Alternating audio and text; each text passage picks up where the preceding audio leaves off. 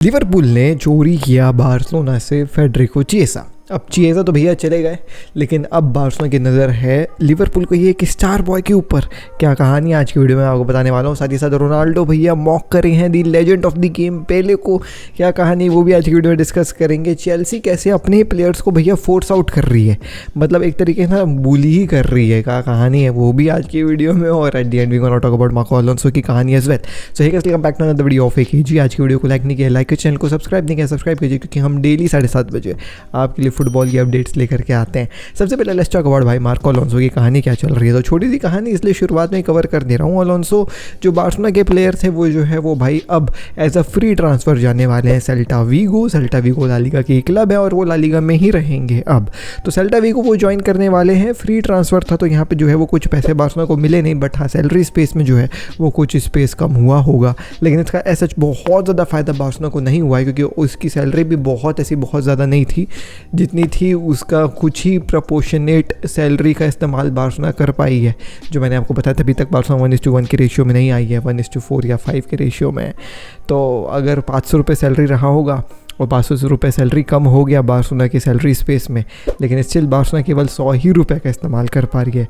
तो ये कहानी है बार्सिलोना की। तो इसका कुछ बहुत ऐसा फ़ायदा नहीं हुआ, बट या मार्को अलोंसो जो है वो अब आपको सेल्टा वीगो में नजर आएंगे एज अ फ्री ट्रांसफ़र। ये कहानी थी। एनीवेज, अगली खबर के ऊपर बढ़ाए दोस्तों, और वो है चेल्सी कैसे फोर्स आउट कर रही है अपने प्लेयर्स को। जी हाँ दोस्तों, सो चेल्सी के कोच भाई साहब मैरेस्का की कहानी सामने निकल करके आई है, जिसमें मैरेस्का सीधा कहते हैं कि भाई all the players who in this moment are training apart will not get any minutes in the case they stay.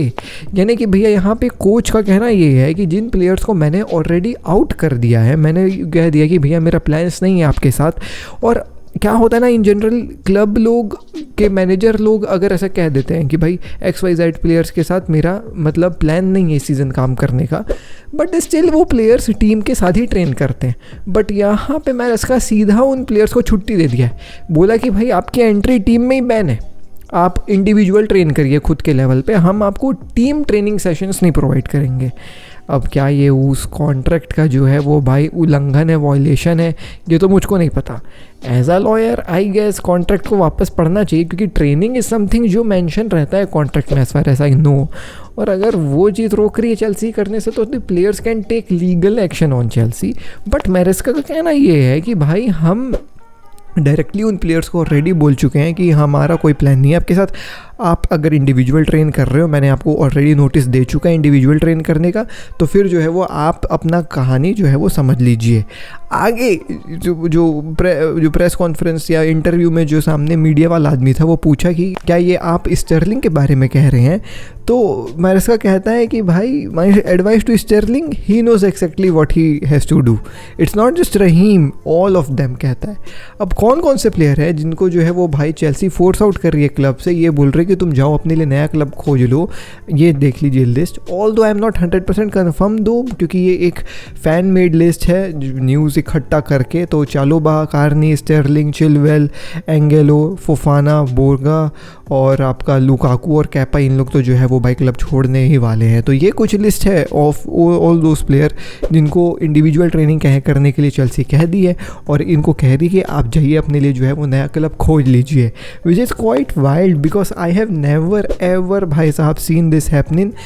Club forces out कर दी, but a manager comes out and speaks एकदम ऐसे directly. This is first time I am hearing this भाई, incredible भाई, guts तो है मैरेस्का के अंदर, ये बोलना चाहूँगा।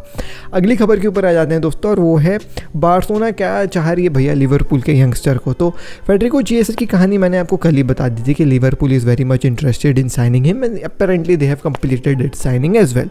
सो अब चिएसा आपको लिवरपूल में ही नज़र आएगा। Rumoured fee is around 14 million which they have paid. 3 साल का कॉन्ट्रैक्ट हुआ है, और सैलरी भी जो है वो जो बार्सिलोना ऑफर कर रही थी उससे ज़्यादा चिएसा को लिवरपूल ऑफर कर रही है। तो अब चिएसा जो है वो बाकी फ़्लाइट लेके पहुंचने वाला है। लिवरपूल आ गई थी वीडियो वगैरह की, वो छोड़ के चला गया है। तो ये कहानी थी चिएसा की। अब वो भैया लिवरपूल का खिलाड़ी बन गया, बार्सिलोना इसको लेना चाह रही थी।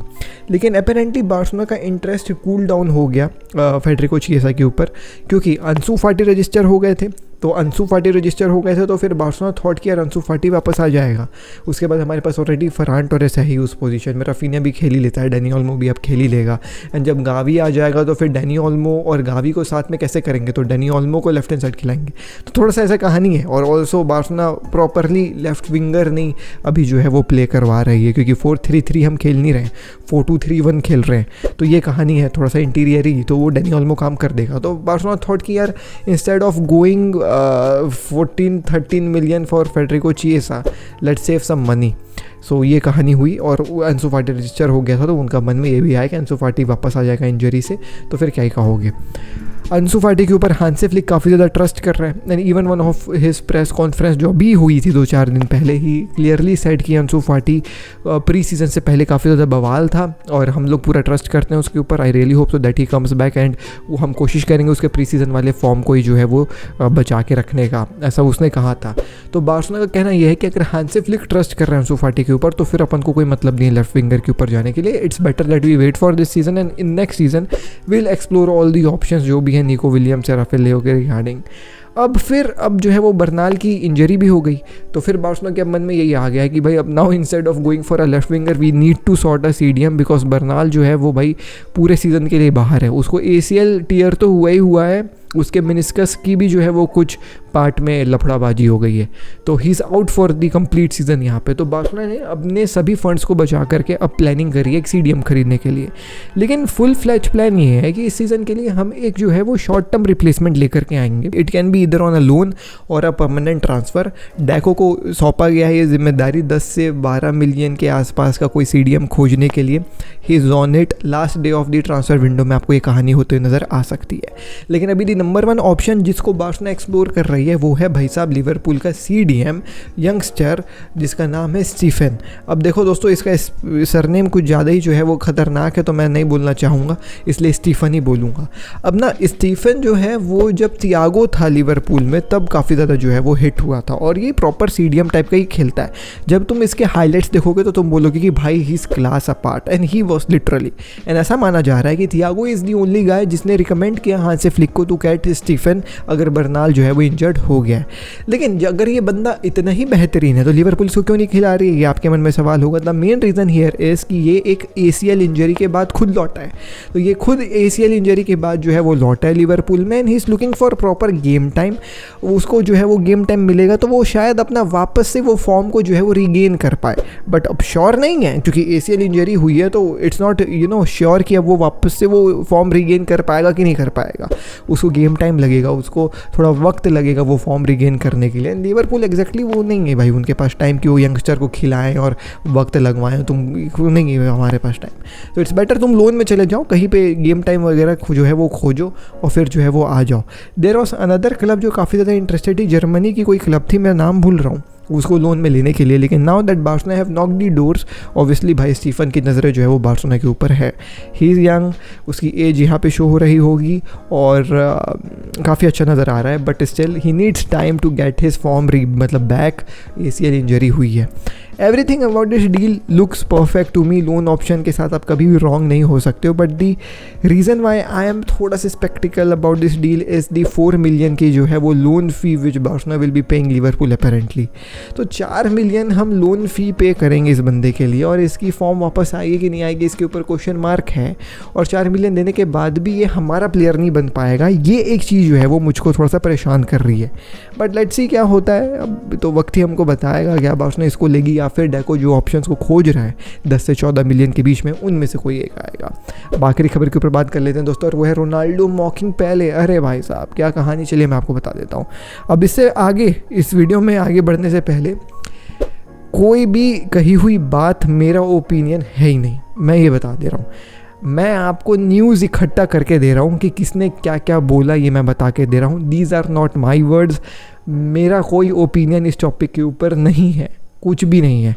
आई एम डेड भाई, रे मिस्टीरियो टाइप, जैसे डेड बीट डेड है ना रे मिस्टीरियो, मैं डेड बीट हूँ भाई। इस जो है वो टॉपिक के ऊपर मेरा कोई ओपिनियन नहीं है। अब मैं आपको बता देता हूँ हुआ क्या है, ठीक है। मेरे को मत गाली देना, जिसको जिसको गाली देना है उसको गाली देना, ठीक है।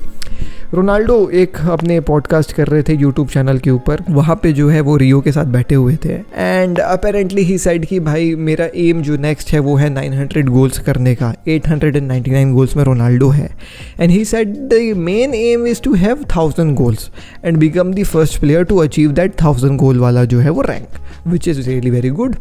आगे रोनाल्डो ये कहते हैं कि मैं अगर 1000 गोल मार लेता हूँ तो फिर मेरे पास तो भाई पूरा प्रूफ रहेगा, मेरे गोल्स का पूरा प्रूफ है, ठीक है, A to Z मेरे पूरे गोल्स का प्रूफ है, तो मेरे को कोई प्रॉब्लम नहीं होगी जो है वो दिखाने के लिए कि देखो मेरे ये गोल्स हैं।